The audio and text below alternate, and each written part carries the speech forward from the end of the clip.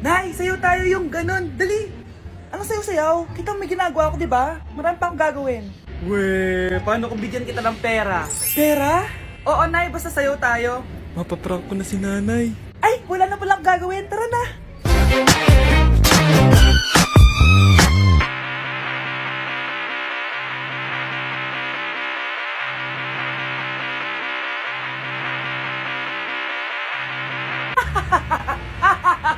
It's a prank!